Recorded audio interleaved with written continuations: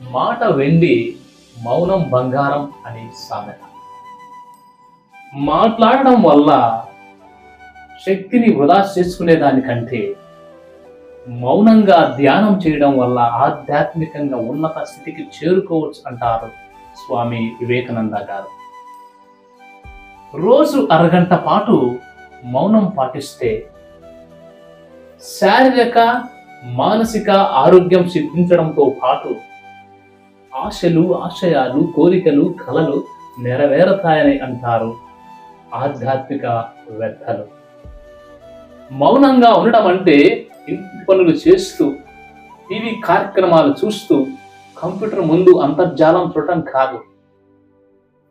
కళ్ళు మూసుకొని మాటను మనసును మౌనంలోకి తీసుకొని వెళ్ళాలి.